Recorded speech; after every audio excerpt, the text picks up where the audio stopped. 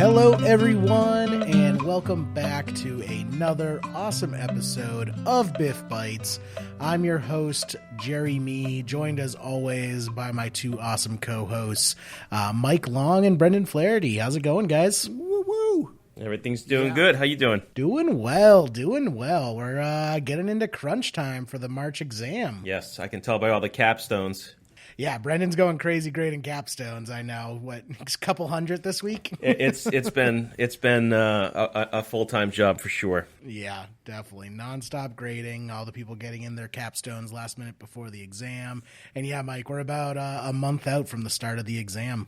Yeah, March 11th. Yeah. What are the actual dates? Yes, I do believe March 11th is the first day of the exam. Getting into crunch time, we've actually gotten a bunch of feedback about what people really like, and considering that it is so close to the exam, this topic seems really timely. But for this episode, we decided to do a breakdown and do just a bunch of exam questions and talk about how each of us approach these questions to come up with the right answer, because that seems to be something very valuable that our students like to hear about, is just our thought process about how we approach these questions and how, they can mimic those strategies to also have a success with answering the questions. Yeah, we don't always get them all right, but we love our process. Right. Yeah. Process is more important than outcome for sure. I want to look good. That's missing right. This one. That sounds like my golf game. Look good. Yeah. let's look good while hitting this time. Right. So, but so we chose kind of 6 very typical questions, one from each of the 6 main topics, sections of the exam, to kind of give you guys an idea of the types of questions that you'll see and the, ways that you can break these questions down. So this entire episode is going to be question of the month. And with that, should we get right into it, gentlemen? Yeah, we've got quite a few questions here, at least one from each area. So yeah, let's do it. So starting it off nice and easy, first topic is general principles. What do you guys know offhand? What percentage general principles usually makes up of the exam? I want to say it's 18. I can actually pull it up here. Yeah, they've carved out education right. From that, what used to be in principles. It might be, 12 and then maybe 6 with education for a total of 18. Somewhere in that neighborhood. That sounds about right. So general principles up first. Now, personal financial planning consists of development and implementation of A, comprehensive personal objectives, B, coordinated comprehensive strategies, C, asset allocation techniques, or D, cash flow analysis. So this is a very typical question that you could get on the exam. I feel this is something you're almost going to guarantee to see at least some variation of this. Yeah, and while we're beginning, I think the one thing that people need to keep in mind, and I say this so people who have listened to the virtual sessions that I do will hear this, that the CFP exam is very much a reading comprehension test. It's much more a reading comprehension test than a math test. So it's important to read what the questions are, identify what is being asked of you, and then choose the best answer from the choices provided. RTFQ, RTFA, right? Read the full. You can use whatever F word you want, but read the full questions. Okay. And that's not the F word I used when I took the test. But yeah, RTFQ and RTFA are my favorite acronyms for it. Definitely, yeah. Read the full question, read the full answers. And especially with this question, read the full answers, because just from a cursory glance, this isn't a particularly difficult question topic-wise. What's difficult about it is all of these answers seem right. Yeah, they absolutely could all be correct answers. So when we say that, personal financial planning consists of development and implementation, comprehensive personal objectives, absolutely that's a part of the process. Coordinated comprehensive strategies, clearly that would be an answer. Asset allocation techniques.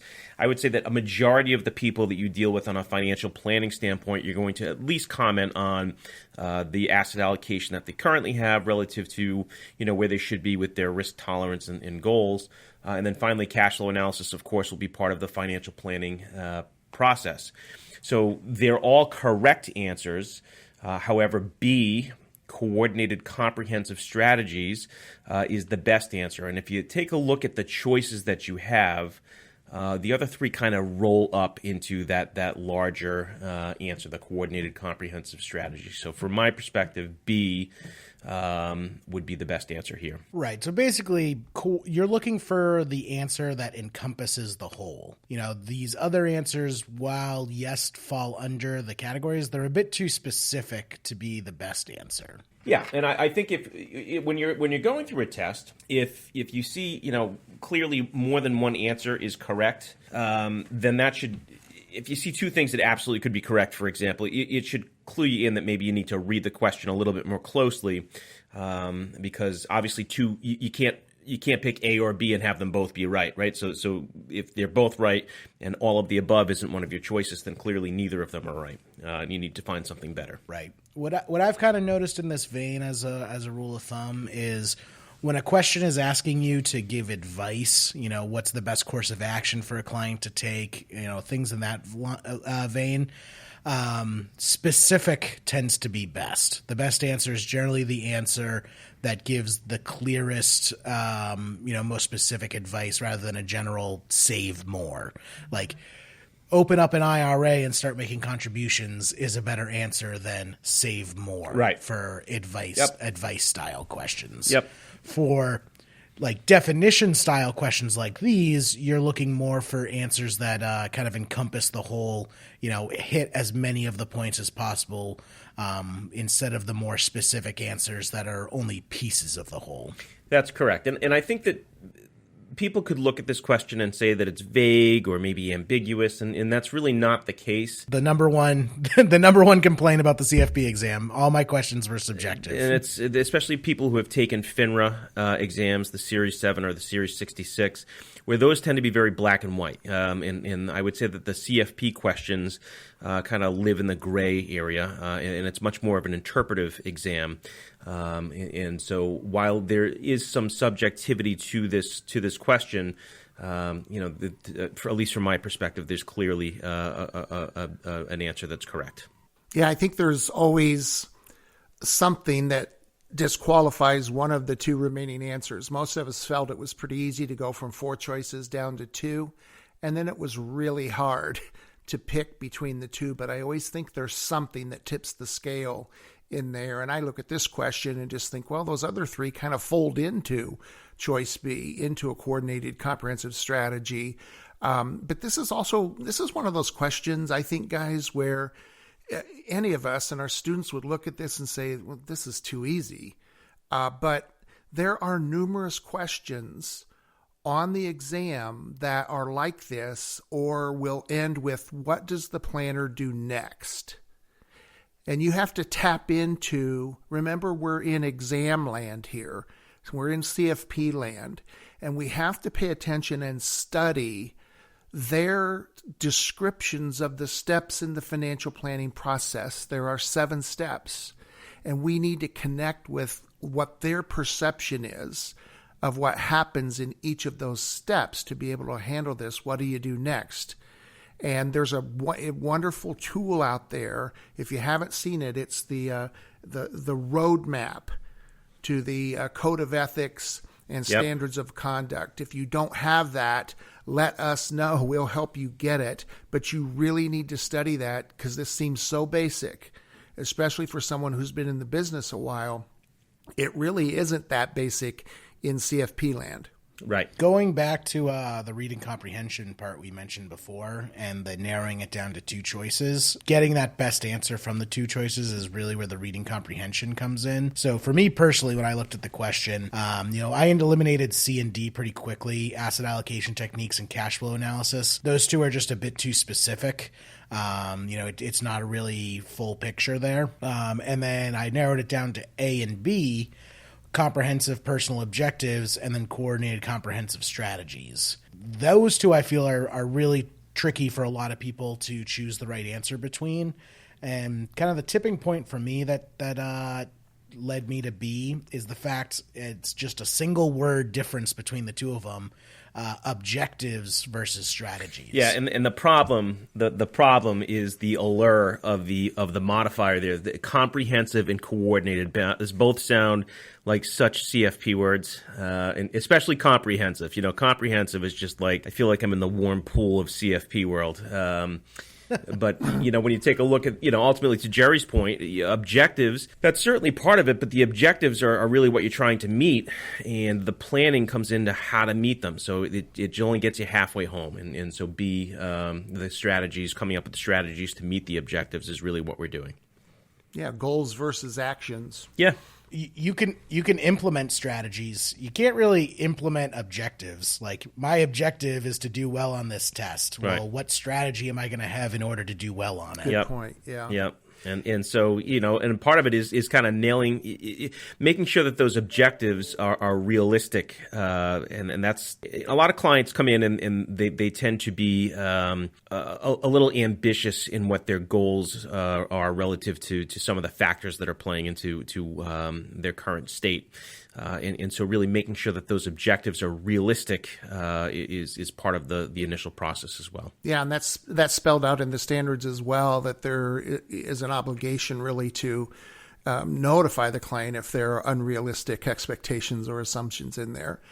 I wanted to just flag one other thing about the steps in the process compared to the last standards. The board has actually put an additional step in there. Step number 3 is analyzing the client's current course of action and potential alternative courses of action. This is new. So if I'm a test writer, I'm going to say, well, I'm going to test that new thing. Do we have advisors out there that are willing to say to the client, you're on track? Let's just keep everything just as it is. Because my general feeling is they don't think we're capable of doing that. But well, right, yeah, everyone's churning accounts. yeah, right, yeah, right. The and that's a very valid point. And I think that when you do have these big, robust changes, because again, these practice standards have certainly gathered a lot of attention. It was a big push out for the CFP board, and I agree, Mike. I think that they will look to focus more of the test on it than maybe they have historically. And I would also encourage, if you haven't recently, they've also just done a big overhaul of the website. So if you haven't been to the CFP board's website recently, I would definitely go and check it out. It's much more user friendly. There's a lot of great information now contained there as well. Easier to find.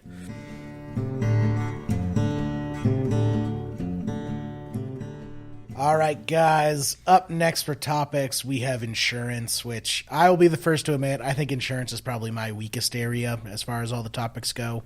Everyone has that one topic that just is a pain for them. Usually you don't hear it's insurance, though. Yeah, I don't know what it is. Usually it's estate or retirement. Yeah, I just feel insurance is the one that's just mostly memorization based. Whereas I can use logic to find the answers of other questions, but insurance, it's like you either know it or don't know it. Yeah, I remember when I went through the insurance portion of my training for the CFP, I it scared the hell out of me because it felt like I was vastly underinsured and I was about to ruin my life. So it's just, right. Yeah. And everyone else that knew me, they're all ruined too. So let's take a look at Vicky here. Vicky works for XYZ Corporation. The corporation pays her individual disability insurance premium. Which of the following is true? A, the benefits are tax-free to Vicky.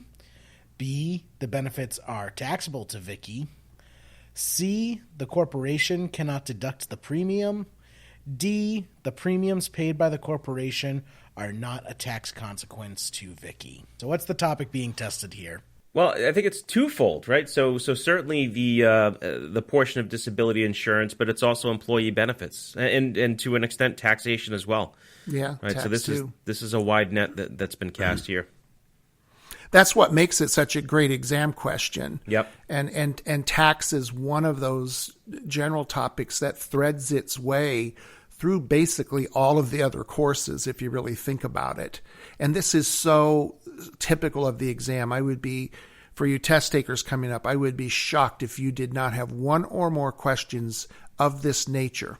And looking extremely similar. Yes. Right. Really, there's two questions being posed right here, and I guess you can use logic a little bit for process of elimination to see where the answers are leading you, but it seems the two things they really want us to keep in mind with this question is who's getting taxed and who can take tax deductions when companies pay for insurance premiums. Right, and if you go at it with that mentality, you can eliminate the fourth option, which is the premiums paid by the corporation are not a tax consequence to Vicky. That's just kind of an outlier. It doesn't really add up with the rest of the question. But then when you're left with the previous three about the benefits being taxable or tax-free and whether or not the corporation can deduct the premium, those all, again, are relatively attractive options. With this topic, as far as premiums and benefits and taxation goes, there tends to be a bit of a cause and effect style with it. And the way I kind of keep it straight in my mind is thinking of who is paying the premiums and who's getting the benefits, and if those people are different, what are the tax consequences involved with it? Sure. Yep. So in this case, the company is paying Vicky's premiums, right? The corporation pays her individual disability insurance premium. Yep. When I say that, that's definitely a huge benefit to Vicky. Like, the company is basically footing the bill for Vicky's insurance. And generally, when a company foots the bill for something, the IRS tends to think of that as, a form of income for most people. Mm-hmm. If it's income for Vicky, if you think about it in that regard, and the benefits are the result of it, what does that do for taxation for Vicky? For her, are going to be taxable because she hasn't paid any premium with after-tax dollars. They just took care of it. That's correct, yeah. Yeah, so that leads us to option B, the benefits are taxable to Vicky. And if you think about it that way, that makes sense because this company is paying these premiums for her. It's a form of income. The IRS is going to want to tax that of Vicky for, getting that income paid to her. It's just instead of taxing the premium, they're going to end up taxing the end result, which is the benefits. Which could be, down the road a more if something ever happens to Vicky, that could be a greater tax consequence than the benefit that she's receiving from not having to pay any taxes on the premiums that are being paid. Yeah, so like XYZ, instead of paying her disability premiums, XYZ could just say, you know what, we're not going to have any disability insurance, but we're going to give you a bonus each year so you can pay for your own disability insurance. Then Vicky would be taxable right then and there because it's just straight up income at that point. But the benefits that Vicky eventually gets from disability wouldn't be taxable because she paid the tax up front. That's correct. It's kind of like pay now or pay later, but if you pay later, you're probably going to end up paying more. Yeah, because certainly the annual premium is going to be less than 12 months of benefits. Well, you'd hope. It depends how old Vicky is. Like if Vicky's well into her hundreds, maybe not, right? Yeah.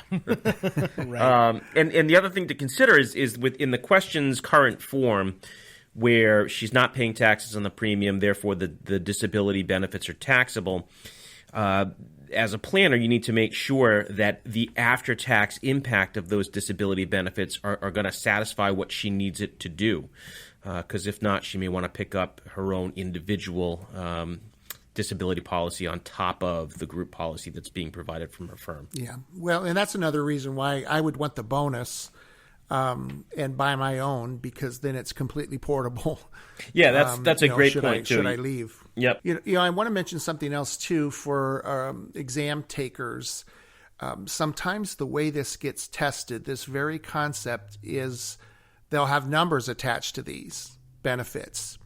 And quite often that question will not only be some of it corporately paid for, but the employee insured also has a private policy for which she pays premiums with after-tax dollars. Yep. And then the question, and it'll give you the elimination periods. One might be 30 days, one might be 90.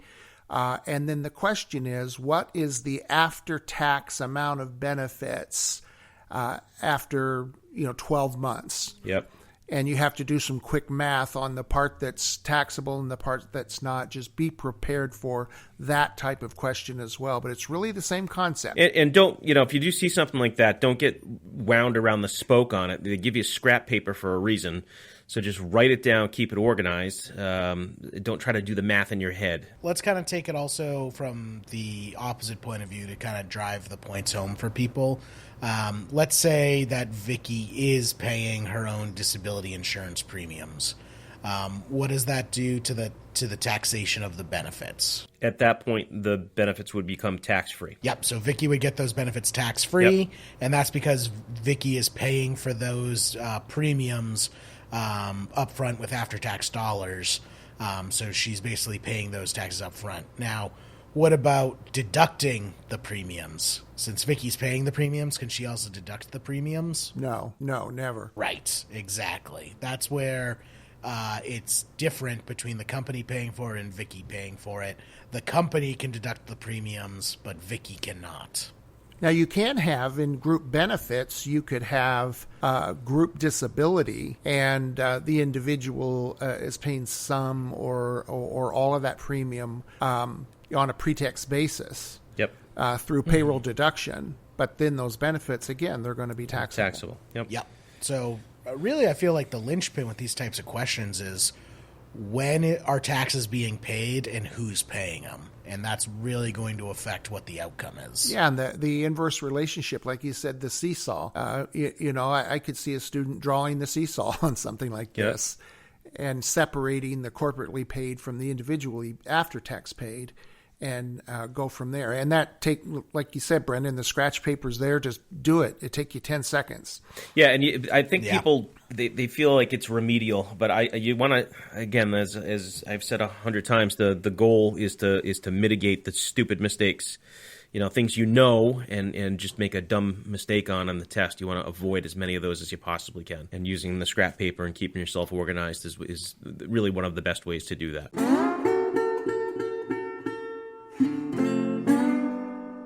All right. Up next, we have Brendan's favorite category, investments. Yep. And Brendan, you also found one of your favorite questions for us today. Yeah, so those people that have gone through the investments virtual classes will be familiar with this question, but it's a great question. It's very representative of something that you'd see on the exam. And again, it's an options question. I think a lot of people would say, oh, this is a math question, but there's really no math at all involved. It's a reading comprehension question. Yeah, just because a question has numbers doesn't mean you need to break out the calculator. Right. So, getting into it, Robert, your client, has a large paper profit in his Englewood Corporation shares, currently at $35 a share. He is happy with the stock, but realizes that a good thing cannot go on forever. If he is willing to sell at $40 a share, what strategy could you recommend to him? A, buy a $40 call. B, sell a $40 call. C, buy a $40 put. Or D, sell a $40 put. So this question, I think, it requires that a couple of things. All of these answers seem relatively reasonable and seem like they could be good options for the client. But you need to not create a story with this question. And so a couple of the parts that I think this question leads you down that path is that he realizes that a good thing cannot go on forever. Although anybody that has had a client who has done really well in a stock, they tend to marry that stock, and they do think that a good thing will go on forever. And so this is where you have to come in to really try and focus them on the risk of the downside as opposed to the risk of missing further upside. And so the key word here is if he is willing. So he's willing to sell the stock at 40. What strategy would you recommend to him? So when we take a look at this, I think our initial thought is going to be, well, we gotta lay some put strategy on this because we're worried about that large paper profit, and we want to protect that. But the reality is this question doesn't really say anything at all about him being nervous about the near-term price of the stock. It's just he realizes it can't go on forever, and he's willing to sell it at 40. So in reality, the put strategies, which protect you on the downside, probably aren't the most appropriate. So Specifically buying the put strategies too. Yeah, that's correct. Yeah. So buying the put strategy, and I don't know as though you wouldn't want to necessarily sell. I mean, we can go through each of these answers individually. So buying $40 call options, if I buy the $40 call option, that gives me the right as the buyer to purchase shares at $40 per share. Well, I don't want to do that, so we can go ahead and just eliminate that answer. Yeah, he wants to get rid of the stock. Yeah, not get additional stock at a higher price than what he paid for it. It's at 35. Right. Just buy it from the market. Pay a premium to buy it at 40. Right, exactly. B, sell $40 call options. So that gives us the we'd sell the shares. I'm sorry, we'd sell the right to purchase shares from us in the future. So that's definitely an option. Buy $40 put options. So when we take a look at that, if I'm buying $40 put options, I'm buying the right to sell shares at $40 per share. Well, the stock, as the question's saying, is only 35. So those options are going to be very expensive. They're $5 in the money. So those also aren't necessarily the going to be the right strategy. And then go ahead. It answered the buy $40 put. It answers only half the question for me. It's like, yes, he can sell those shares at $40, but he's not going to pocket $40. He's probably going to pay, anywhere from $5 to $10 in premium, right, on that option. So really, he's only going to be walking away with about $30. Which means, why would he do that when he could just sell them on the open market right now for $35? That's exactly right. And then and Brendan made a good point earlier about, particularly in this question, we see nothing that he's worried about protecting his gains at this point. Yeah, I mean, he feels very optimistic, but he realizes, again, it's not reality, realizes that the good thing can't go on forever, right? And so... to me, it just seems like the appropriate thing here to do as the planner is to encourage Bob or Robert to sell $40 call options. So the key issue is his willingness to sell the stock at 40. Doing this would be considered selling covered calls. So we're not having any naked calls here. So we'd sell covered calls, and that will generate some income. So it gives him some additional money. Whatever premium he gets for this can be added to the price that he sells the stock for, and potentially the stock gets called away from him $5 or 12 or so % above where it currently is. So from my perspective, B, selling $40 call options would be the appropriate strategy here. Just to break it down, also with D, sell $40 puts. Oh yeah, sorry, yep. That would be pretty much the same as buying $40 calls. I mean. He doesn't want to sell someone the right to give him more shares at $40. Like, if the stock goes down, that's actually counterintuitive of what he's actually planning on doing. Yeah. To that point, I mean, A and D are really so. To Mike's point earlier, if you are going through this test and you're able to narrow down your choices to get you to a 50-50 scenario, that's great work, right? And so the one. What you do here is you'd look to eliminate two of those options, and A and D are absolutely the ones that you could eliminate right off the bat. And then when we say, buying $40 put options, not even considering the fact that those options would be well into the money and therefore relatively expensive, we just have to go back to the question. So if it said, buy $35 put options, that would be a much more attractive option. But it still isn't getting at, the question doesn't say he's worried about the downside. The question says that he realizes a good thing can't go on forever. So therefore it's more of a bias to sell the stock higher as opposed to protecting the downside. Yeah. For this type of question, I think it's the perfect question to draw your options box on. Which is a great little thing to do as just like part of your memory dump when you get your scrap piece of paper when you first sit down for the exam. Draw an options box if you have trouble with options. And what I mean by that is it's just a 2x2 table with calls and puts for the two rows and then buy and sell for the two columns. And the way they interact, you just draw your little bullish, bearish arrows going up and down to help remind you of, what each strategy is for. If I am buying calls, I'm bullish. If I'm selling puts, I'm also bullish. And if you can get that down on a piece of paper, and if you're a very visual person like I am, that can go a long way with helping you keep these option strategies straight because it's easier to visualize that way. Yeah, everybody. That's a good point.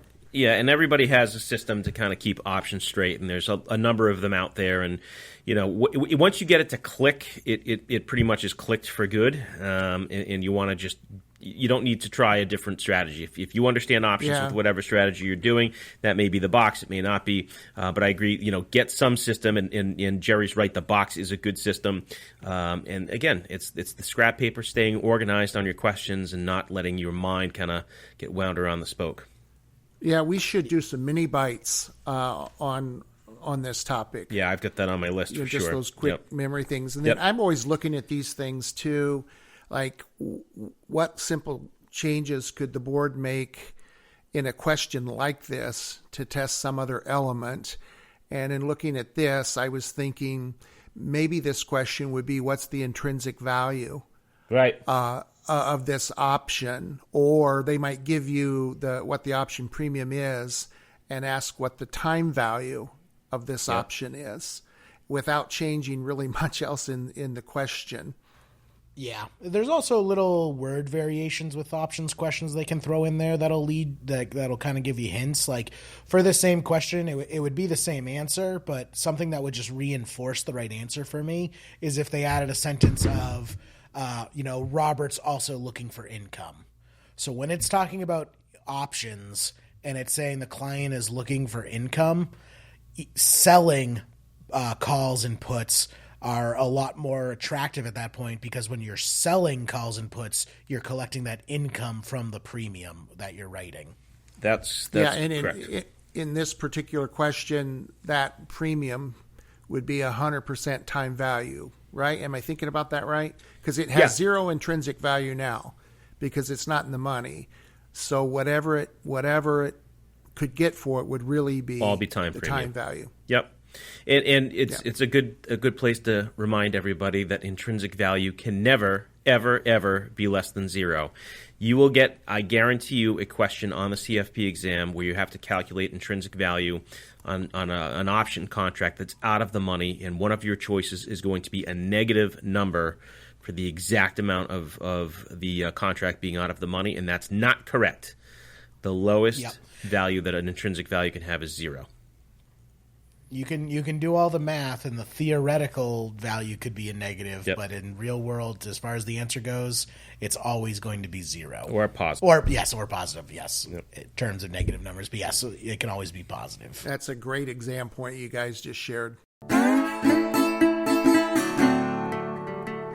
All right, guys, we have everyone's favorite subject, taxes. Especially this time of the year. I know, right? So tax generally tends for most people to be the most difficult of the topics covered in the CFP exam, unless our lucky CPA friends who are sitting for the exam as well. They tend to love tax, but unless you're in that boat, tax generally tends to be the most difficult section for a lot of people. So I think we got a pretty good question here to exemplify, something that you can see on the exam and why it's not that scary. Easy for you to say. Fire away. Right. So Rudy rents his beachfront home out to his frat brothers every spring for 14 days. He charges them $4,000 to cover damages. What is Rudy's tax consequences? A, Rudy can write off the repairs against his income. B, Rudy does not have to report the income. C, the repairs are deductible, but Rudy cannot show a loss. Or D, in addition to deducting repairs, Rudy can deduct an allocated portion of real estate taxes, depreciation, and other expenses. This one is just really, how well do you know the tax code? Yeah, this is a tough one. It is a tough one. And, again, as I said before, with the renting your house out for 2 weeks to your frat brothers, I would take more than a $4,000 security deposit for sure. Yeah, the answer choice should be Rudy rebuilds the home the next month. Yeah. After the fire, after the embers cool off. Oh man! So for a question like this, I think it serves well to just kind of go down the list and just X off the questions that we know are completely wrong. So the first one that seems really off to me is D. In addition to deducting repairs, Rudy can deduct an allocated portion of real estate taxes, depreciation, and other expenses. Like an answer like that just screams to me, CFP board question writer just throwing buzzwords into an answer, hoping you'll choose it because it looks the most impressive. Yeah, some strategies, some testing. Every standardized test has just strategies that go along with it, and one of those theories is odd man out. So if you take a look at the first three answers, they're very short and succinct, and then the fourth choice goes on and on and on. That's the odd man out, and probably is not a correct answer. Well, and that's what makes this topic so difficult, because D would actually be correct, I believe, if it were categorized as mixed use property. Right. I could never have remembered all three of them, from personal use to mostly rental to mixed use. But I would go into this thinking, how many of them can I remember? But that's where D would be correct, though, mixed use. Mm-hmm. And mixed use being, Rudy's doing this as like an income play. Like Rudy's making money off of this beachfront home, compared to this scenario in which he's really just letting his fraternity brothers use it, and he just wants to collect enough to cover good damages. Yeah, and mixed, he would be renting it way more than 14 days a year, but also using it. But again, that's just little snippets you remember with this particular topic. Speak for yourself. I don't remember anything. So what about C? The repairs are deductible, but Rudy cannot show a loss. What do you guys think about that answer? Well, I think that's in the same category, I believe, as D would be. Yeah. Yeah. Also, just like, it doesn't necessarily answer the question so much, right? Like, I get it's still talking about taxes. But like deducting the repairs on the house doesn't necessarily have anything to do with him renting it out. Deducting repairs would just go in line with, whether he's doing it from a business venture or not. Yeah, because certainly he couldn't do that for his personal residence. Right. Maybe some things contribute to basis, but he's not going to take a tax deduction for fixing the leak in his roof. Right. And that also is where Rudy can write off the repairs against his income. Like, I feel A and C are very similar types of answers there. Yeah. Which leaves us to the last and correct answer. Rudy does not have to report income, which at face value, that tends to be an answer that almost is always wrong. Whenever it says, oh, you don't have to pay taxes, just ignore it. Like, anytime I see that always is a big red flag for me on questions, because usually that is not the answer. Usually you're always going to get a tax bill of some sort. That's a really good point. Yeah, I think instinctively you say, oh, well, the IRS would never allow that. That's right. income. Right. That's $4,000. And that's when kind of logic can get you in trouble versus your memorization. If you just remember that as long as you don't rent it out for 15 days or more, obviously, you don't have to declare any income you get from renting out a property. As long as you stay under that 15-day mark, that's the crossover point. If you rent it out longer than 15 days, now all of a sudden you have to start reporting that income. Yeah, and there you're starting to section off. If this is one of those topics that just makes your head spin, just pick that one and remember that, and then you got a shot. Maybe there's 3 or 4 pool questions that get into rental property, and you just hope that you get that one that you did make a real effort to memorize, and just let the other ones go instead of all the little details and everything. Yeah, and if anyone has the misnomer that they're going to get a perfect score in this test, they can just go ahead and let go of that right now. So you're definitely going to get questions wrong, and if these are the ones you get wrong, so be it. Right. And what was the key there? 14 days? Maybe you said that. 14 days. It's 15 days is the cutoff. Once you rent it for 15 days or more, all of a sudden it becomes taxable. Really, that point is just something that you have to memorize. And kind of the point of why we chose this question is, try not to overcomplicate the question. Yes, we've said before, and it's usually a good strategy to use logic to try and find the answer, but don't use logic to talk yourself out of the right answer. Yeah, don't be an author, right? Don't start creating a story around the question. Yeah, just again, go for it. Learn that one thing. Hope that's what you see and move on. Yep. There's something I want to mention generally related to this topic to have exam takers go take a look at because it frequently shows up. And that is the casual rental property investor. And, that's passive activity, and usually passive losses can only offset passive income, except for that non-professional casual rental property owner who could take up to $25,000 loss against other income. And that would be in the same section as this type of content would be, but that's a very common exam question.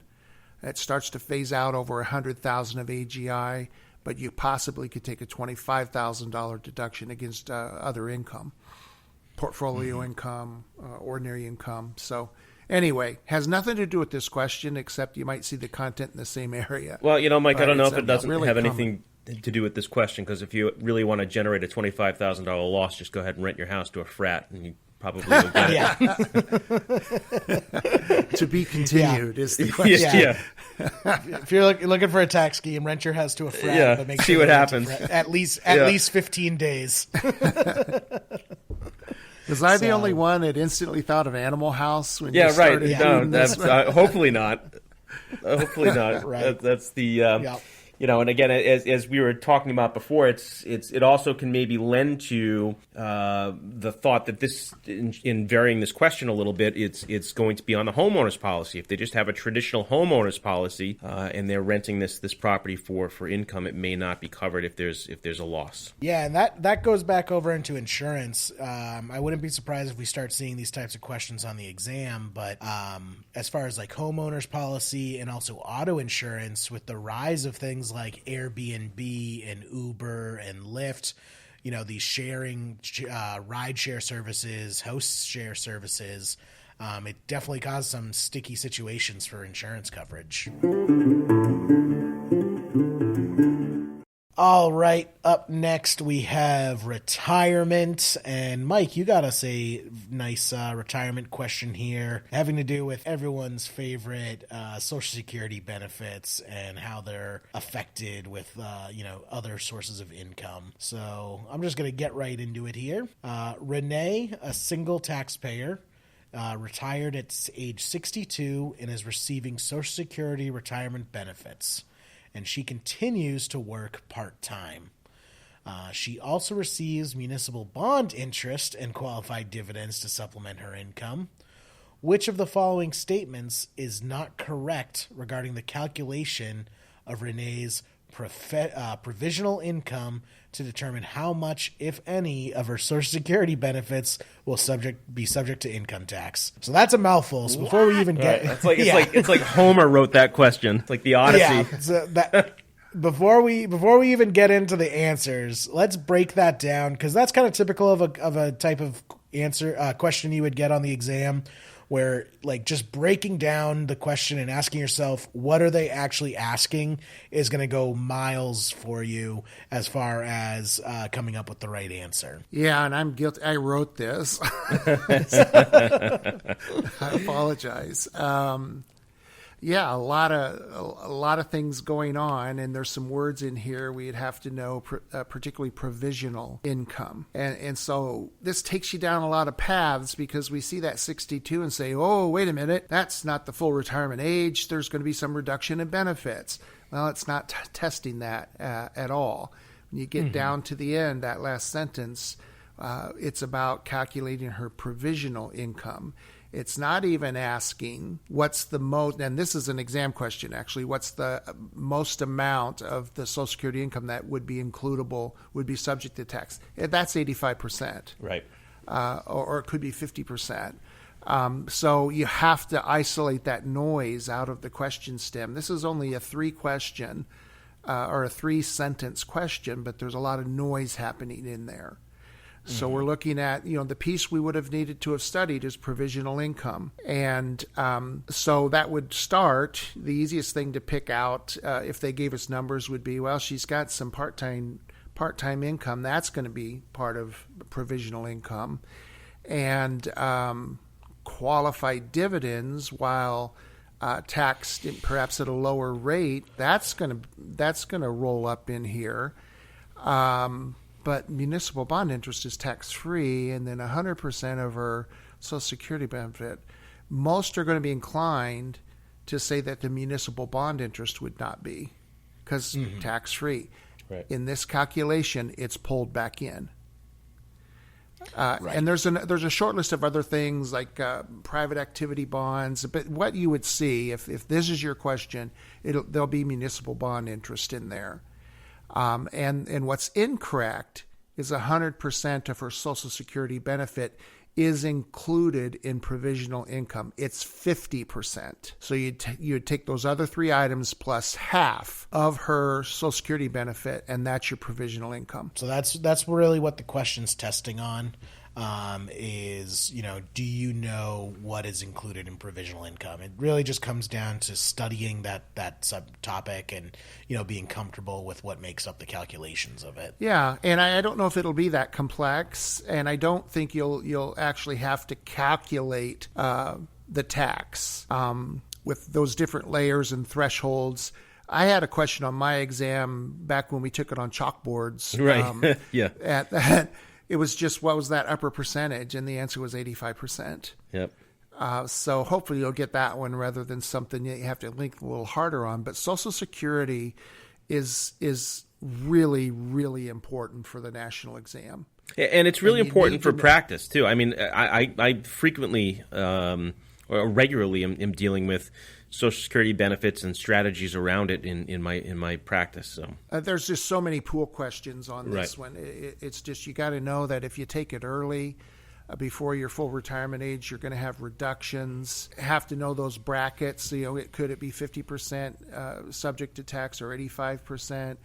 You have to know that there's delayed credits if they take it after their full retirement age. You need to know that they need 40 credits to be fully insured. I mean, there's just a ton of pool questions here. So don't treat Social Security lightly. And going back to the RTFQ, I find that there's a lot of people that get hamstrung on these. Which of these is not correct? That completely alters the question. Yeah, that, for whatever reason, it just flips a switch in a lot of people's brains, or they just can't think about it in double negative terms. Right. And it's hard. It's hard wrapping your head around that. You got to try and keep it straight. Yeah, that, again, takes a little practice, but that's why you do practice questions running up to the exam. You can sharpen all of these skills. That's correct. Right. And I think we already spoiled the correct answer on this one, but let's run through the answer options here. So A, part-time earned income is included in provisional income. So that's true. Right? We talked about that. Part-time earned income, that gets factored in. Yep. That's just a true statement. So that's it's true, but not the correct answer, because we're looking for the things that are not true. B, 100% of her Social Security benefit is included in provisional income. We've already discussed it, so we know that is the correct answer to choose, because it's not 100%, it's 50% would get included in her provisional income. C, municipal bond interest is included in provisional income. That would be true. And then D, qualified dividends are included in provisional income, which is also true. Yeah, I got so excited I jumped ahead, didn't I? Yeah, well, hey, I didn't give you a chance to read Social those. Security is very exciting stuff. Oh, man, I just... But to a point that Mike was making earlier is that C, the municipal interest is included in provisional income. That's going to be a very attractive choice for it being not correct, because we're so conditioned to say that municipal bond interest is tax-free. And so that's a great kind of trap door sitting there that Mike put into the question. Yeah, exactly. So don't get fooled. Social Security, 50% of it is included in provisional income, and municipal bonds is as well. All right, guys, rounding things off with our tour of the 6 major topics. Final one on the list here is estate. It's kind of ironic that we're finishing with death. Yeah, the big finale. Big finale. And then, well, good luck, everybody. Yeah. The world's a stage. So Jess has died, unfortunately. Sorry, Jess. With ownership interest in the assets below, which assets will pass through to probate? She has a residence that is joint ownership rights of survivorship, traditional IRA with her spouse as a beneficiary, a vacation cottage that's owned under community property, and a savings account, fee simple, with payable on death to her son. So basically her son's the beneficiary on her savings account. So which of these assets will pass through to probate court? So when I think about this, whenever I see any probate question, I always ask myself, what's the purpose of probate? To generate fees for lawyers. While that might be true, It's part of the Attorney Retirement Act. Yes. yeah. The real answer of why probate exists at its most simple form is figuring out whose stuff belongs to. Who gets the stuff when there isn't any clear indication of who it goes to. So generally with probate questions, if there's a clear beneficiary on it, I usually will just write that answer off. So the traditional IRA with her spouse as the Benny and her savings account with payable on death to the son, both of those I feel are just super easy to just cross off. Those are not going to probate. They have a clearly defined beneficiary on them. Yeah, as long as you pick up on the fact that for banking products, a POD, and for security accounts, TOD, right? Transfer on death. Those are both forms of beneficiary designation. Right. Beneficiary is really for retirement accounts, and then TOD and POD are effectively the same thing. It's just, we use different words to describe them. Yeah. Now, without that, though, and this is a wrinkle in this question, putting fee simple in there, if it stopped right there, that thing's going through probate. Right. Right. Because there's no clear indication of where that account is, who that belongs to. So it needs to go through probate to, figure out who that belongs to. Mm-hmm. So now we're left with the two more complicated ones: her home that was joint ownership, and the vacation home that's community property. So let's take a look at her home first. Now, houses are usually one of the biggest things to go through probate, but with this scenario, is this home going to go to probate court with how it's set up currently as a joint rights of survivorship? It will not. It's going to pass just by law. There's 3 ways that property or transfer that can bypass probate. One is just by law, and that's all this co-ownership categories: joint tenants with rights of survivorship, joint tenancy with a non-spouse person, but also tenancy by entirety with the spouse. All of those joint forms, by operation of law, bypass probate. Right. And if you think about it, that sort of kind of falls under the same category of the beneficiary on an account, in that we know who this property is going to, who this property belongs to at the time of death of one of the owners. Joint rights of survivorship, like break what that actually is saying down. Rights of survivorship. Right. You have the right to this property if you are the surviving member. Yep. So, and the POD is under another big category, like Jerry said, where there's beneficiaries. Those pass by contract. Right. And then the last category we didn't include in this would be by trust. The other things that are just in the will and not stated, as Jerry has pointed out, that's going to run through probate. Yep. So whenever you're talking about probate court, first look to see, is there documentation in place clearly defining where those assets should go on death? If there isn't, that is your clue that those assets are going to go to probate court. And that's what we have here with the vacation cottage. It's a community property vacation cottage. So it's not necessary. We don't necessarily know, who that's going to. So that is going to have to go through probate. Yeah. And that, again, estate planning is one of those intimidating topics for most of us that aren't attorneys and don't deal with this on a daily basis. So always seek first to understand or to grab the low-hanging fruit, the most basic applications. And that's why probate is such a good exam topic. Know the basics of probate, and you can grab those points.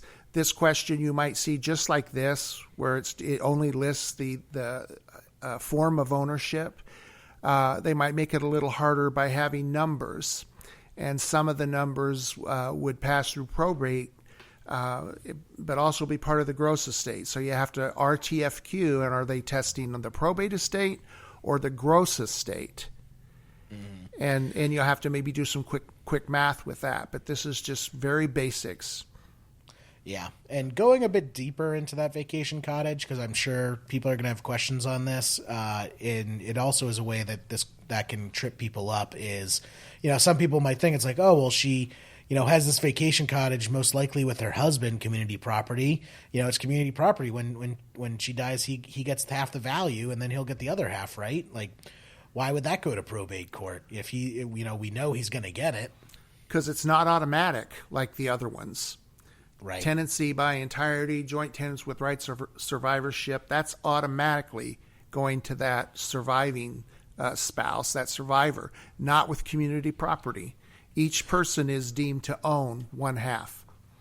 Right. And if you think about it, a more accurate description is half of the vacation cottage is going to probate. The husband gets his half that he owns under community property, but the other half that was Jess's half, that's really what's up for debate here, and that's what's actually going to be going to the probate court.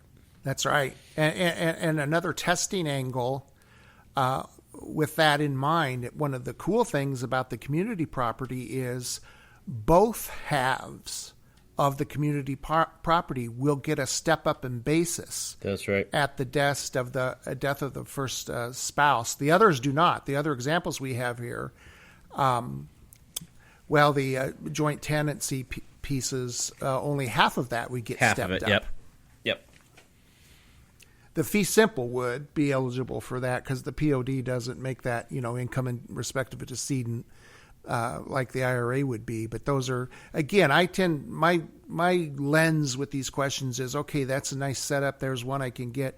What else might they ask with this kind of format? How else could you test that data, that information that's given? And you just expand the pool of questions you can answer. But I think, Mike, you made a great point with the three ways that the assets can pass without having to go through probate, which is the contract, by law, and by trust. And I think if people keep those straight and none of the answers fit into those buckets, then you've got your answer. Yeah, and linking by contract, I liked Jerry's link with where there's beneficiaries named. Right. That's a good way to remember that. So life insurance. Right. Life insurance with a named beneficiary is not going to go through probate. But if the insured owns the policy or has any incidents of ownership in that policy at death, guess what? It's in the gross estate. Yep. That's actually a really good point because I've seen that as be a very tricky question. Yep. The CFP exam will ask with life insurance is, okay, there's a beneficiary. It's not going to probate because we know who the beneficiary is. But where the CFP board likes to trip people up is, what if it's not the person who the life insurance is on that dies, but the person who owns the life insurance that dies. So I own a life insurance contract on Mike. Brendan is the beneficiary, and I die. What happens then to that life insurance contract? Right. So that's going to have to end up going to probate because I'm the one who's dying and I own the contract. Mm-hmm. I'm not the actual, beneficiary in it. And that's where the CFP board can kind of trip you up if you're thinking about it from this beneficiary standpoint, is think about who's actually dying here. Is it an actual, truthfully a beneficiary situation where it's going to be clearly passed to someone? Yeah, just break it down. Don't panic and just break it down. Because you will have studied all of this. This is so hard when you're just thinking about it big picture. But by the time you get to test day, you have studied all of this. You've got a shot at every question. Definitely. And you just have to think. I think people do freeze and panic and just process it through, think, and you should be... Again, even if you have that panic moment, if you can whittle it down to a couple of answers and you're down to a 50-50 shot, the odds of your passing improves dramatically. Yeah, absolutely. And at some point, and I guess I want to talk about this because we're so close to the exam, at some point, you've got to trust the work. Yes. You have to trust the months and months that you've put into this and just know that can be enough. It really can if you've put the work into this. You will have stretches on this exam where you can't miss. You're nailing every one of them, but then you're going to hit a stretch where you're not sure. You get the yips. And about the third one in a row that you're not sure right. on, panics, your heart rate goes up and your breathing changes a little bit. Just relax. Catch that and then just chill out. Just relax and keep moving and trust the work. So I knew a guy that used to write for the FINRA exams, and he used to say, if I wanted to drop the pass level on any test, I would just make the first 10 questions of that test as hard as I possibly could, because after that, people will just quit. And so they'll get so rattled that it'll, by proxy, lower test scores. It really is a psychological game. Yep. It comes down to being in the right headspace, being confident in yourself and having that self-fulfilling prophecy. If you tell yourself that you're going to pass, you're going to pass. Make that prophecy come true.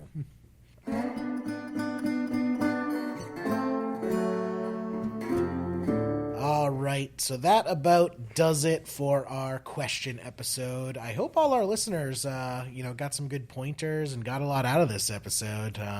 It's crunch time, so I'm sure everyone's studying really hard for the exam, and hopefully we can help people out a little bit with it. Yeah, and if you still have questions, use us. Get a hold of us. We're happy to help you down the stretch here. So take advantage of our accessibility. And, if just one of our regular listeners that maybe isn't sitting next month and you've got ideas for topics that you'd like for us to tackle in the podcast, send them in. We're going to try to act on just about all of them that are sent in. Most of them are great ideas. Yeah, most and more interesting to us, right? Because then we get to talk about things that we know people want to hear. Yeah. And I think we've promised a couple people we are going to do something on bond duration. I know that gets asked a lot. It's another one of my favorites. I think we have some mini bites in store for that, and bond duration is a topic that a lot of people have trouble with. So that is definitely in the cooker. We're just we want to do it right, so. We're going to kind of polish it up before we release it. If you really want to see your topic tackled, then just, send some beer, and that usually assures. But hold on, let's be more specific on that. No macro brews. No macro brews. So if it's something that comes in quantities of 30, get something smaller. You guys can send all the Zima to Brendan's office. Yeah, please do. Yeah. Excellent. Well, I think that just about does it for this episode. Good luck to everyone sitting for the March exam, and we will see the rest of you next month for the next episode. You can do it. Hang in there. Steady on. RTFQ.